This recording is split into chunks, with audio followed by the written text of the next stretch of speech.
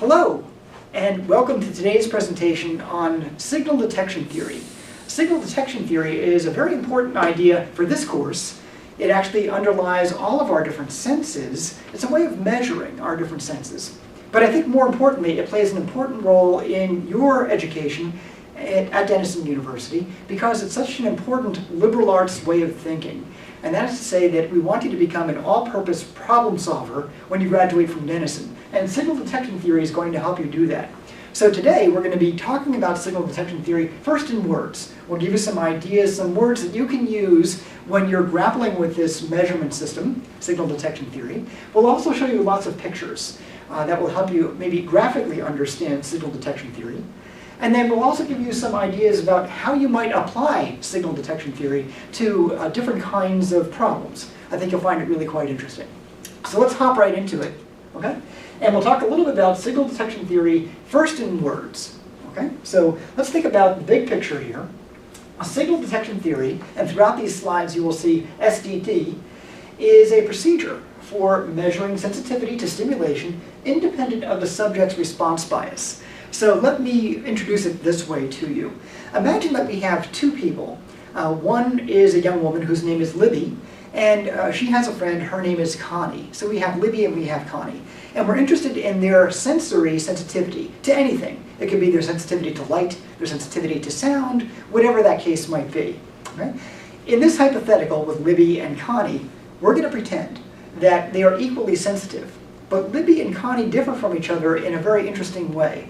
Whenever each of these young women is unsure about their own sensory experiences, maybe they're hearing a very, very faint sound, or they're smelling a very faint odor, whatever the case might be, they're on the border of sensing some stimulation. Here, Libby and Connie are going to differ from each other. Libby is going to have what we might call a liberal response bias, and Connie's going to have a conservative response bias.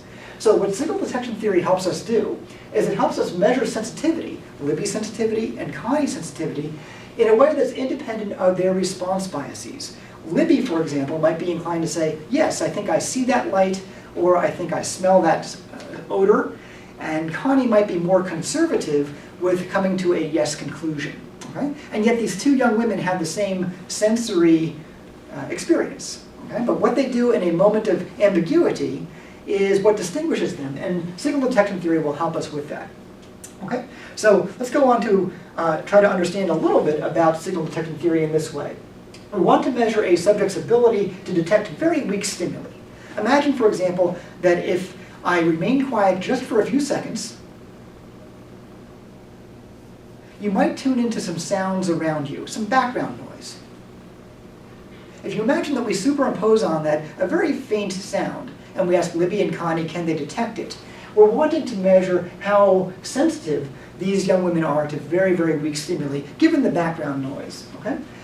In signal detection theory, we're going to require that the experiment where this is used has what we might call a type A design. In a type A design, we have a correct or an incorrect answer. Not all questions in psychology have correct or incorrect answers. Not all questions in sensation and perception have a correct or an incorrect answer. Sometimes we want to know, do you like this cola or that cola? Do you like this music or that music? To what extent do you like it? How off-putting do you find this odor? Sometimes these are very subjective questions. They might be important, but they have very subjective answers. Okay? In a type A experiment, we have some way of confirming that a participant's response is factually, demonstrably correct or incorrect. Okay? So we might know, for example, that on a particular trial, a sound, a very faint sound, is present. In other cases, maybe the sound is absent. So we want to measure a subject's ability to detect a very weak stimulus, and we do need a type A experiment, one for which there's a correct or an incorrect answer. Okay? An interesting issue arises of how we know when the subject is objectively incorrect.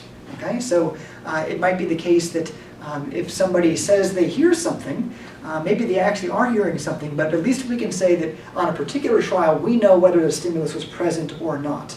Okay? You can imagine that a subject might tell us that they hear the faint sound on every single trial, and that might seem like that's extraordinarily sensitive hearing. Okay? But it also might be that this person is just making up the response. Maybe they're really not hearing the sound, and we can tell this if in fact the sound is not there physically. So what we do is we introduce something called catch trials. That is, we have about half of our trials, for example, containing some kind of stimulus. Okay? The other half of the trials will contain no stimulus whatsoever. And these two trial types are randomly interleaved. Actual trials where there's some kind of signal present, some kind of stimulus that could be detected, at least in principle. And then other trials where there is none. We call these catch trials, and the subject is asked to make a response when no stimulus has been presented.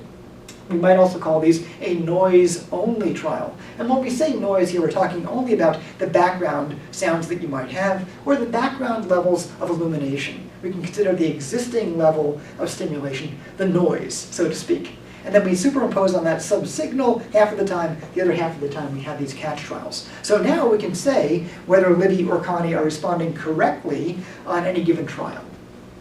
Okay. All right, so they might be making errors on some trials. And what we're going to learn in this slide is that not all errors are equal. On some occasions, we might report that a stimulus is present when it's in fact absent. So this would be a false alarm. A very simple example of this would be your roommate saying to you, "Do you smell that smoke?" And you take an inhalation, you sniff, and you say, "Yeah, I think I do smell that." And then your roommate might say something like, "There is no smoke, I just made that up, psych." Okay, right? So it might be the case that you're reporting that you're experiencing something when it isn't there. That's one kind of an error. A different kind of an error that we have is reporting that the stimulus is absent when in fact it is physically present. Your roommate might say to you, "Do you smell that smoke?" You take an inhalation and you don't smell it.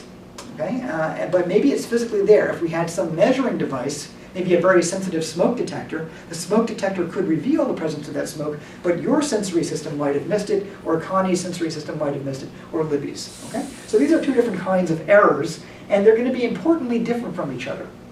Okay? We can also say that correct responses differ from each other in important ways. You can report that the stimulus is present when it's in fact present. We call that a hit. So going back to our earlier example, they ask, "Do you smell the smoke?"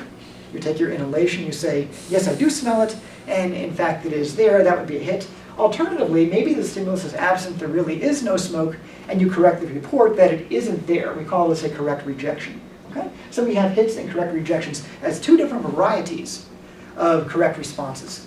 So we're going to put all that together in what is one of the most important slides of this entire lecture. It's called the stimulus response matrix, and by convention we frequently put the stimulus on this axis. We'll call that the y-axis, so to speak, in this box.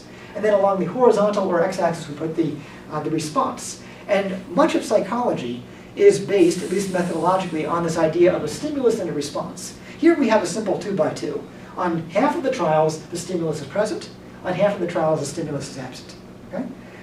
We can have that mix with the responses that are either yes or no. And when the stimulus is present and we say yes, it's a hit. When the stimulus is present and we say no, it's a miss.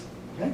We can also say, yes, I do experience stimulus when in fact it's absent. That was the case of the false alarm. Or over here, we have the correct rejection where you're reporting that you're not having the sensory experience and in fact you shouldn't be because there is no stimulus. The stimulus is absent. So in these diagonals, we have correct responses. And in these diagonals, we have incorrect responses. Okay? Another similarity that might help you make a connection to an earlier, something that you learned in another class perhaps, if you've had Psych 200, you might have learned about type 1 errors and type 2 errors. So when we're engaged in hypothesis testing, it might be the case that we want to know, for example, whether a particular pharmacological agent really does reduce depression. Does Prozac work? Okay? Well, if it turns out that Prozac actually doesn't work, that's the case where there is no effect, the effect is absent, and yet we conclude that it does, we've made a false alarm or a type 1 error. Okay? We've rejected the null hypothesis that it has no effect. We've rejected that null hypothesis erroneously. On the other hand, it might be the case that Prozac really is working, but we erroneously report that it is not working. Okay? That would be a type 2 error. So this is very similar to what many of us have experienced if you happen to have had Psych 200. If not, don't worry about it. Okay? All right, so we can begin to wrap that up by saying that signal detection theory reduces the stimulus response matrix, that 4-quadrant matrix, to two meaningful quantities. One that's very important called DPrime, and one that we might call beta, and these go by different names. Sometimes detectability is what we call DPrime. either detectability, sometimes discriminability, and this refers to the genuine sensitivity of a sensory system, for example. It's actually the sensitivity of any system. It can be a computer system, or it can be a smoke detecting system, but that system's sensitivity is indexed by DPrime. Another example, it could actually even be a legal system, has a certain level of sensitivity. And that's independent from its response bias. Okay? So let's go back to our people that we named earlier as Libby and Connie. In Libby's case, she was relatively liberal with the yes, I smell that smoke response. Connie was more conservative with the yes, I smell that smoke response. Okay? So these two young women might have identical levels of sensitivity, and when there's clearly a lot of smoke, they both say so. When there's clearly no smoke, they both say so. But when there's an ambiguous level of smoke, it might be the case that they respond differently, and that's going to be captured by this item. We call this a criterion, and it's indexed by something called beta. Okay, so we'll come up on those ideas, and this will be a way of us putting together the data that we might collect from this. I'm going back one slide, this stimulus response matrix. Okay? So here's where we were just a moment ago, DPrime and beta. Okay? So with those words, we're now going to see if we can move in to try to understand how these might relate to what I hope is a very intriguing picture. It's almost a neural model of signal detection theory in pictures. And I think this will work well with the words that we just had. So let's go ahead and just set the stage for some different distributions of sensory responses. Okay? And let's see if we can understand what's going to go on this graph before we actually get busy with details on this graph. Let's fully understand what's on the axes. The y-axis almost couldn't be easier. It's probability, and by design, I'm going to leave off any numbers. There are no numbers here. This is going to be done just with pictures. Up here we have high levels of probability all the way down to 0 level of probability, and that's all the precision that we need. Similarly, on the x-axis we have level of neural activity in arbitrary units. This is a low level, this is a high level. Okay? There are different ways of thinking about neural activity. One of them involves something that you might remember from Psych 100. We learned about action potentials. So we might measure neural activity in terms of the number of action potentials. Okay? So here's my stuffed animal neuron, and when it shakes, we're getting action potentials. If it shakes a lot, we're up here. If it shakes much less, we're down this way. Okay? So that's the level of neural activity. We can think of neural activity different ways. It could be the number of action potentials. We can think of it in terms of how a fMRI, functional magnetic resonance imager, would measure neural activity. And that might be something like the amount of oxygen that the brain is using. So this would be a lot of oxygen, this would be much less. We can think about how strongly synchronized two neurons are. So we might have neurons that are firing consistently with each other, or maybe relatively independently of each other. Okay? And if there's a lot of synchrony, we might say that we have a high level of neural activity or a low level of neural activity. So any way that you want to measure neural activity is captured by this axis, and here's the probability axis. Okay? So let's go back now to trying to understand detecting a signal amidst some background noise. Okay? That might be a background level of odors or a background level of acoustic noise, as we take as an example. Okay? So what we might say is that to start out, we have some relatively arbitrary level of noise. It's not really high, it's not really low. Okay? In a real nervous system, though, the amount of background sensory activity is always fluctuating. It isn't a constant level. Sometimes it's a little bit higher, sometimes it's a little bit lower. It actually doesn't form a single value, but a range of values that we might call a distribution, shown here.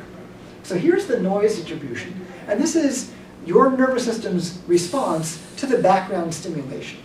Okay? There's always some noise present in the environment acoustically, and sometimes your nervous system is slightly higher than usual, sometimes slightly lower than usual, and so forth. Okay? So when there's no particular stimulus that you're presenting, and we only have the background noise, this is a little cartoon of your level of neural activity. Okay? Now here comes a trial where you're going to introduce some kind of stimulation. Maybe it's a subtle sound. Okay? And now your neurons, perhaps, are going to begin to respond to that very mild stimulus. Let's add that to our screen.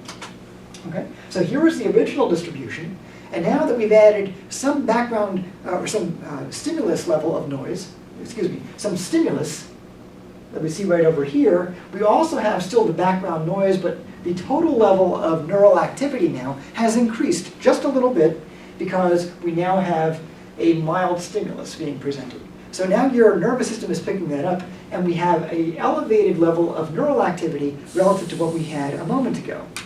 An important point about this picture is that these two distributions, when there's just background noise, and when there's noise plus some kind of signal, maybe an auditory signal in this case, the distance between them is D prime. We saw that in our earlier slide, and that was sensitivity to stimulation. So we can say then that a system that's picking up the signal will now be moved slightly to the right, or its distribution will be moved slightly to the right. Okay? So here's D prime. And I'm going to arbitrarily say that D prime is equal to 1 in this case. For those of you who know what z-scores are, you might know that a z-score is a standard deviation. This right-hand distribution is drawn 1 standard deviation to the right of this baseline distribution. Okay? And that's what goes on when I have a mild stimulus. Suppose I crank up the intensity of my stimulus just a little bit, and I now give you a louder sound or a slightly more potent smell. Now I'm going to get even more neural activity, and this will move from where it is to just a little bit further that way, which will be your right. Okay? So now a moderate, rather than a mild stimulus is presented, and we're now at D prime equals 2. So I always do this with my students. These are the two distributions. They can be right on top of each other. And then if we get a mild stimulus, they begin to slide apart, with this one representing the signal plus noise distribution. And then if I make that stimulus stronger and stronger and stronger, the two move further and further apart.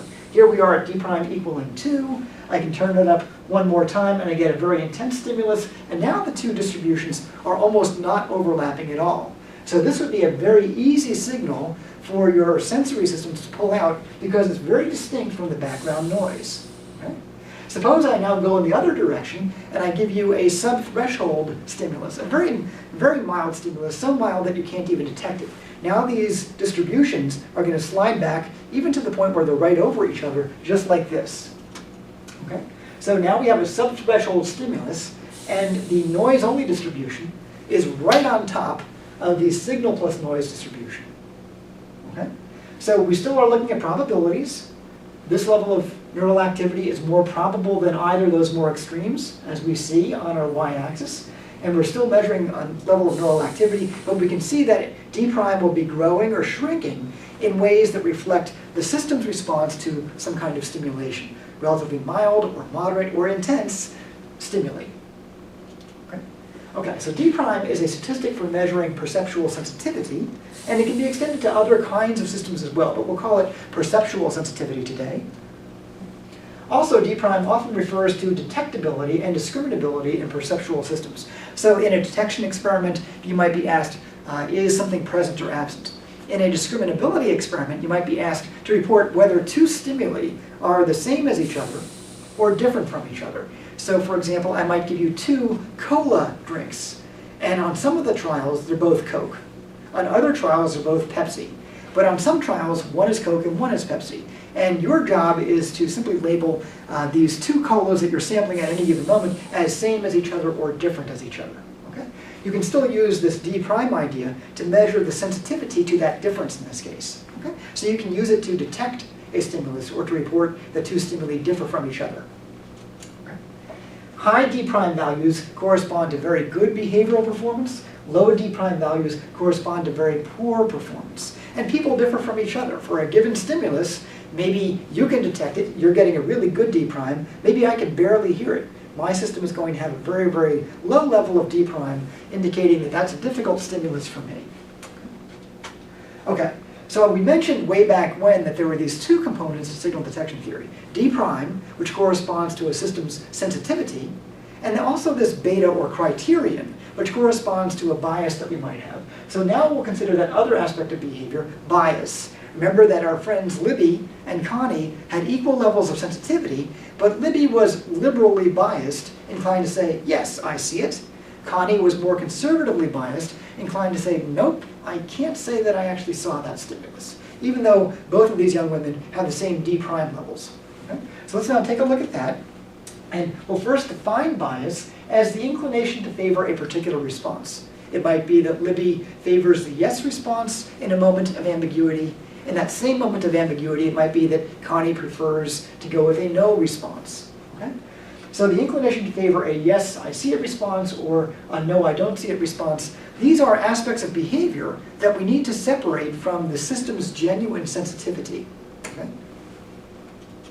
Okay, so signal detection theory assumes that bias can be measured according to something called a criterion, and we'll show you a picture of a criterion in just a moment. Here it is in words though, just for a moment. The criterion can be defined this way: a rule for converting sensory activity into an overt response. So you and I would love to know, as psychologists, what's actually going on in the brain of a person, but when somebody comes to us in a psychology experiment through the SONA system, we can't typically make a measurement on their brain directly. We have to wait for them to make some kind of overt behavioral response. But we can typically infer the criterion based on their behavior. Okay, so the criterion, again, is a rule for converting sensory activity into an overt response. Okay? Now this is a busy slide, let's walk ourselves through it. Again, probability, just like last time, nothing new there. On this axis, level of neural activity, nothing new there. Here we have those two distributions. The one on the left corresponds to the background level of noise. Now we're adding some kind of moderate stimulus, maybe a small sound that's noticeable but not particularly salient, so we get some separation between these two. We now have the introduction of a vertical line. I'm drawing it right here somewhat arbitrarily. And this line itself is the criterion, according to signal detection theory. It's a boundary. And if we have levels of neural activity on any given trial higher than this criterion, the person will say, yes, I see it. I have enough sensory evidence in my sensory systems to report there probably is something out there. On the other hand, if I'm having a lower level of neural activity, maybe I'm getting fewer action potentials, then this person doesn't have a lot of sensory evidence for a stimulus, and he or she might conclude that, no, I didn't see it, I think that might have been a catch trial. You were trying to trick me into saying yes, but there wasn't a stimulus there. Or in a discrimination experiment, there wasn't a difference between those two colas. Okay? So it's the yes-no way of thinking about the criterion. Okay. So what we're going to do now is we're going to take this relatively busy slide and we're going to unpack it. Just to set you up, we're going to put this into 3 different panels in the next slide. And we're going to take this and put it right on top, and then I'm going to pull off the left section and put it in the middle, and I'm going to pull off the right section and put it on the bottom. Okay, so you can see how this all hangs together. Here we are with this busy slide, still probability always on this axis, level of neural activity. Here's our criterion, so hopefully this top panel looks very familiar to you. We saw it in the last slide. Okay? Yes, I see it, no, I don't. I'm going to now unpack this one on the left. I'm going to put it here. I'm going to unpack this on the right, and I'll pull it all the way down here. And hopefully you can see some correspondence between what's going on in these two and something that we had seen earlier called the stimulus response matrix. Remember that we have correct rejections and false alarms when the stimulus is absent. That's a catch trial, and that's going on right here. Correct rejections, false alarms. We have only the presence of noise distribution, a catch trial that has only background noise, no stimulus to be detected. Okay?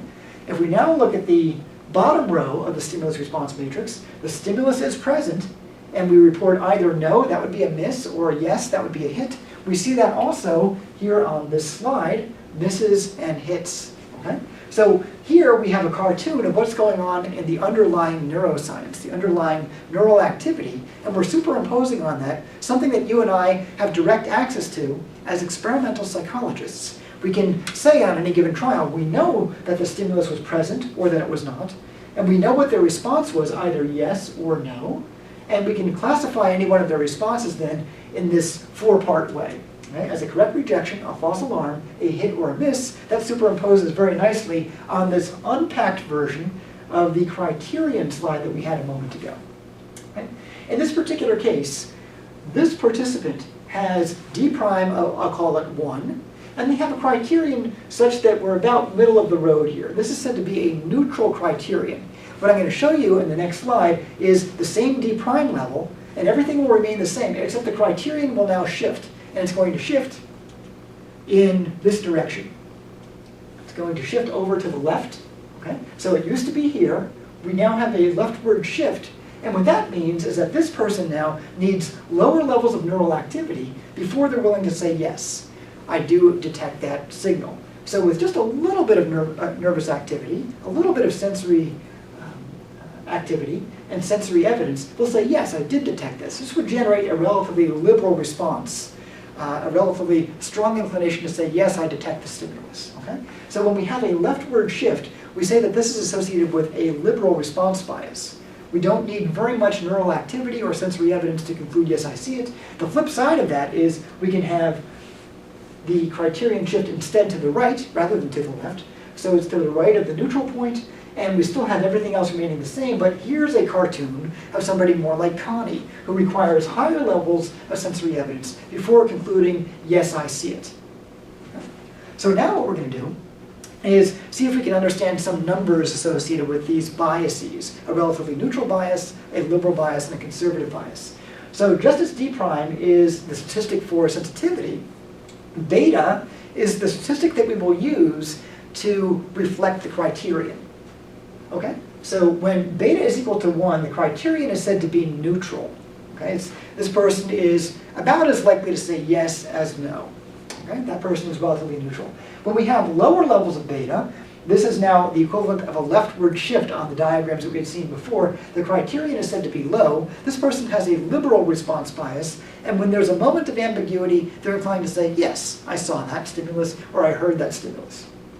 By contrast, if we have a beta value greater than 1, so 1 is our neutral point. If we're less than 1, it's liberal. If we're greater than 1, it's conservative. The criterion is relatively high here. This is a person who requires a lot of sensory evidence. Let's see if we can understand where these numbers come from.